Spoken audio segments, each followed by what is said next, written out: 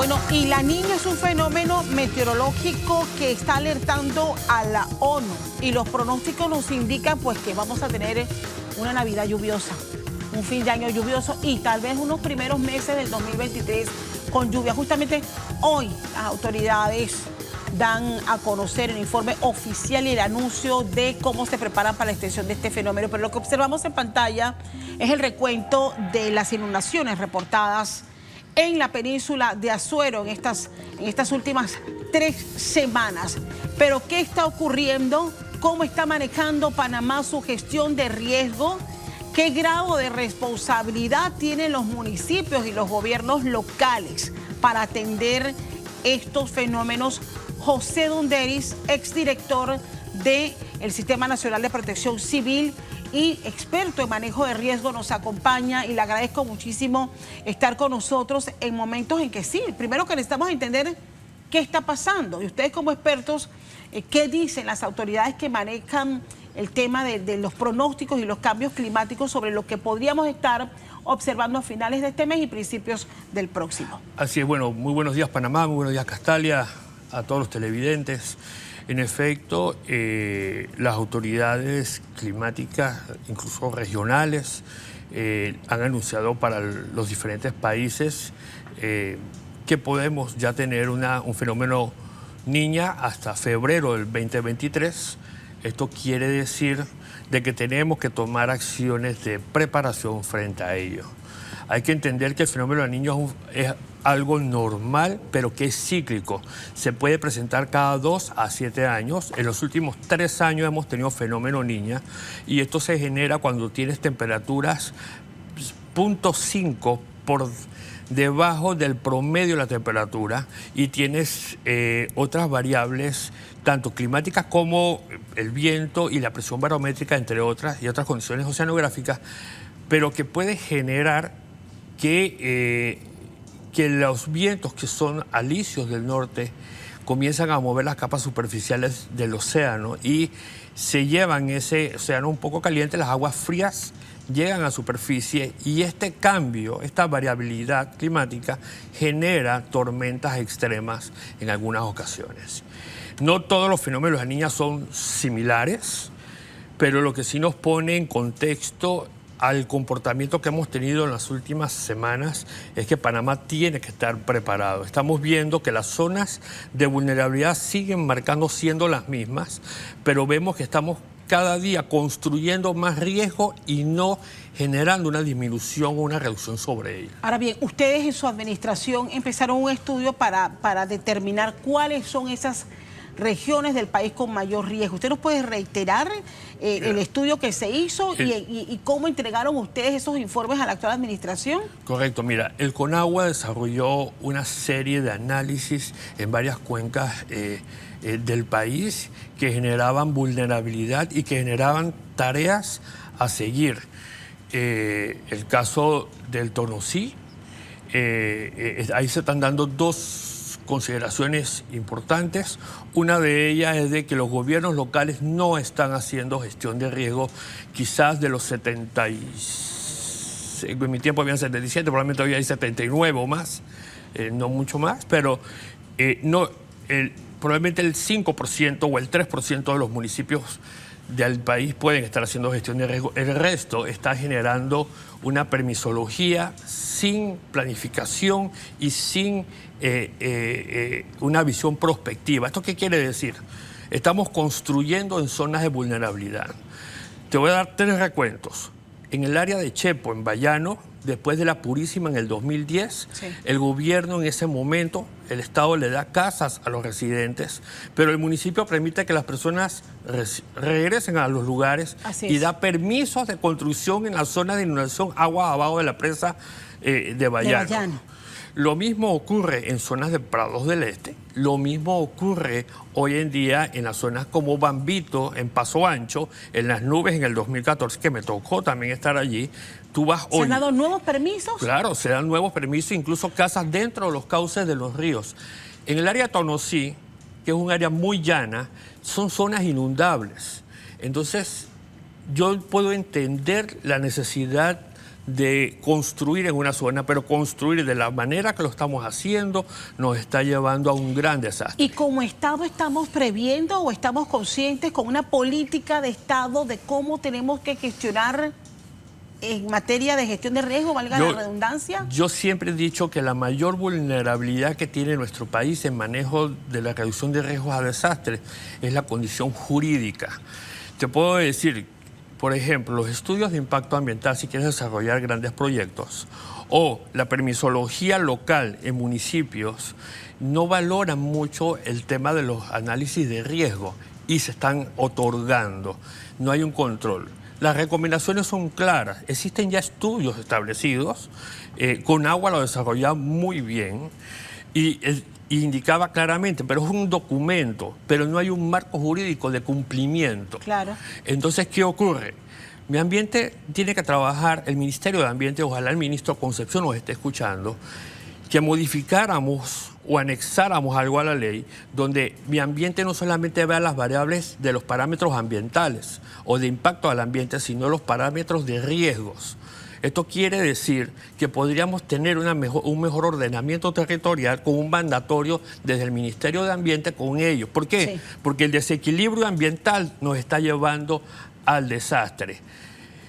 El otro tema es que a nivel jurídico, a nivel de los gobiernos locales, nosotros necesitamos que se pueda darle seguimiento a aquel funcionario que otorga permisos conociendo que las zonas son de inundación o deslizamiento. Pero es que eso no se castiga. Aquí tenemos casos donde aquí, vecinos, claro, han construido edificios sobre corrientes soterradas de riachuelos. Claro. Y eso se permitió y nadie se hace responsable. En el 2018, cuando yo estaba promoviendo la ley para los voluntarios, yo incluí algunos artículos que buscaban la regulación desde el SINAPROC sobre el tema de las promotoras y desarrolladores.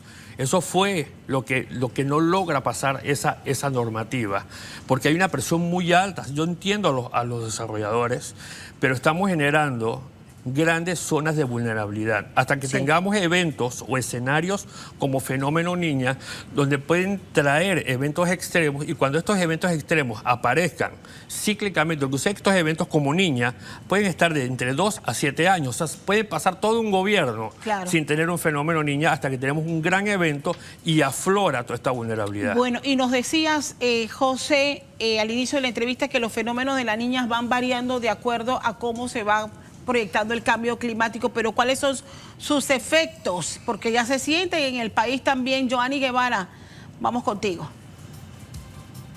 Claro que sí, sabemos que es un tema delicado y sumamente complejo, pero hay cosas tan claras que debemos tener pendiente. Por ejemplo, los efectos del cambio climático. Empezamos con que esto registra elevaciones de las temperaturas, como ya lo ha mencionado el señor Donderis, también tormentas más potentes. El aumento de las sequías también igualmente incide en el calentamiento del agua, también en la desaparición, allí está, de animales y vegetales. Esto que conlleva que se pueda tener una escasez de alimentos y lo que puede incidir en mayor casos de desnutrición. También cómo afecta con mayor riesgo para la salud, porque se presentan enfermedades de las vías respiratorias y las transmitidas por vectores, también debido a una inseguridad alimentaria y también del agua, por supuesto. Además, genera pobreza y deslizamiento. Así que, gente, despertemos. El cambio climático no es un problema para las generaciones futuras. Ya está sucediendo. Por supuesto que se siente en Panamá y en todo el mundo. Cada año se intensifican estos efectos que mencioné y más personas se ven afectadas por los desastres, las enfermedades sensibles al clima y otras condiciones de salud. Así es que a mantener estos efectos claros, porque nosotros mismos estamos haciéndole daño a nuestro medio ambiente. Gracias, Joanny. Y mira, y me quedo con ese último punto que genera más pobreza y desplazamiento. Claro. Y me quedo con el dolor que transmitía en su testimonio una de las residentes en Azuero. Sin duda. Donde decía, ella es consciente de que ha perdido todo, que vive en una zona de riesgo y dice, es lo único que tengo, pero yo no quiero regresar. Sumado a esa señora, como es a futuro, Donderis, van a haber Miles. A mí me Claro. preocupa San Miguelito, me preocupa Pacora. Claro. Ahora tenemos en el radar a Tonosí, pero no sé qué otras No regiones. solamente Tonosí, mira. ¿Y qué vamos a hacer con esa con el bolsón de fenómeno- población que tiene que movilizarse? Con el fenómeno de la niña tenemos todo el Pacífico y las zonas vulnerables del Pacífico. Colón, que no lo tenemos en el radar claro, tampoco. que tenemos que tenerle mucha precaución. Tenemos que recordar de que Panamá ha tenido grandes inundaciones en meses como enero, febrero, marzo y abril. Aunque este fenómeno, hasta el momento, los técnicos científicos han indicado que podemos tener una niña hasta febrero 23, no podemos descartarlo. ¿Esto qué quiere decir? Que tenemos una temporada de verano donde muchos queremos ir a ríos que no debemos estar en ríos. Vamos a tener que tener precaución en las zonas de alta vulnerabilidad. Y esa densidad que tú me hablas de población en núcleos de vulnerabilidad, tenemos que ponerle control. Hemos estado desarrollando una política reactiva. Panamá es muy bueno respondiendo. Yo quiero decir que yo puedo felicitar a todos. O sea, estamos atacando el problema, pero después que llegó. Pero la gestión de riesgo tiene que ser atacada desde las mesas de trabajo intersectorial, desde el Ministerio de Ambiente, el Ministerio de Vivienda y todas las otras, y los gobiernos locales, para articular una estrategia de reducir asentamientos humanos en esa zona. Pero hemos dado pasos importantes y creo que hay que resaltarlo. O sea, por ejemplo, el manejo de las alertas es mucho mejor que antes. Pues sí. Y la gente, incluso hasta los medios de comunicación, estamos claros Así de la es. conexión directa que tenemos que tener con SINAPROC y con ETESA para emitir las alertas. En mi ambiente, con la creación de la Dirección de Meteorología, Claro. también es pero yo importante. aún- Pero ¿qué hacemos con los municipios? Hay que normar. Y retomo hay que el tema de normar. los municipios. Mira, cuando tú ves temas como el de ayer, que toman el 40% de un presupuesto de descentralización para usarlos en planillas y en otras cosas, que hablan cerca de 32 millones de dólares. Sí. SINAPROC solo se maneja en presupuesto de funcionamiento con cerca de 5 millones. Imagínese.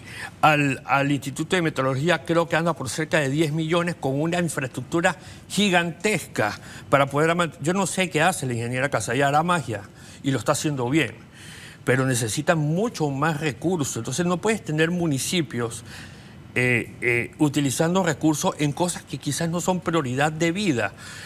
Y esto es bien importante, porque necesitamos sacar a las personas que viven actualmente de las zonas de vulnerabilidad que pueden verse afectadas. Y hay que tomar normativas para no edificar o construir o desarrollar viviendas permanentes en áreas Tiene que ser una vulnerables. política de Estado en que hay que invertir. Claro. ¿Qué pasa si que queda poco tiempo a este gobierno? Pero Yo creo que este gobierno lo que debe hacer es fortalecer lo que ha hecho bien en temas de riesgo. Hay que fortalecer el gabinete de riesgos. Yo quisiera que tomaran en consideración la variable de riesgos dentro de los programas y los estudios que hace Mi Ambiente y necesitamos que el Ministerio de Vivienda, mi recomendación, sea menos, no quiero decir lo que suene mal, porque quiero que suene bien Sí. para que sea tomado, que incluya fuertemente esa variable de gestión de riesgos para evitar esos asentamientos humanos, los formales y los informales, porque lo que tenemos ahorita mismo es una permisología tan frágil que sigue permitiendo el desarrollo.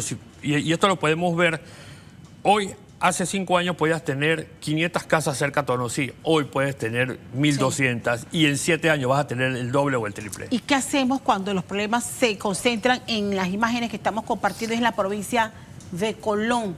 Tomando en cuenta las condiciones específicas de una ciudad que fue construida sobre un relleno cuyos sistemas de bombeos no están funcionando y donde la basura, de acuerdo al último reporte del Ministerio de Obras Públicas, se ha convertido en el principal dolor de cabeza para que ese sistema no funcione. Lo que sucede es que nosotros pensamos que todas las zonas territoriales pueden exceder la capacidad de carga y lo que tenemos en la ciudad de Colón es quizás el sistema pluvial y el sistema de bombas Y el aumento del nivel. Y el nivel, claro, y el aumento del nivel está generando que cada día tengamos inundaciones más severas. Nosotros tenemos que poner límites a este tipo de condiciones y saber de que no podemos seguir edificando y haciendo mayor densidad en algunas zonas. Y estas zonas de la ciudad de Colón, en la periferia, antes eran áreas verdes y hoy tienes a Cativá casi encima de la ciudad de Colón y tienes algunos otros puntos hacia Galeta o hacia el área de Telfer, a la otra zona, donde ya tienes mayor cantidad de personas. Entonces estas eran zonas de amortiguamiento de áreas verdes. Muchas veces yo escucho el discurso que es reiterado de la licenciada Banfield, sí, donde hace una analogía de cómo los norteamericanos manejaban sus zonas alrededor del canal y que dejábamos áreas verdes de amortiguamiento que generaran algunas zonas de anegamiento o lagos que permitían... ¿Eso ya no existe? Eso no existe. Hemos seguido construyendo y queremos obviar, porque no queremos determinar esta zona. Esto no es un tema que es crítico. Yo te quiero decir, Tonosí hoy, tú vas a Tonosí y van a haber problemas sociales producto de las dos inundaciones. Pero hoy ya se dejó de hablar y las autoridades probablemente están en sus casas y ya no se preocupan hasta que las aguas del Tonosí se vuelvan a desbordar. Y esto no es un problema solo de este gobierno. Este gobierno ha tenido que enfrentar tres fenómenos de la niña, porque yo quiero ser muy ecuánime en esta participación. Le ha tocado difícil con tantas cosas, pero esto es un problema hereditario, donde muchos de los poderes económicos que están fuera del Estado ejercen presión cada vez que hablamos de normas para tener el control sobre el desarrollo.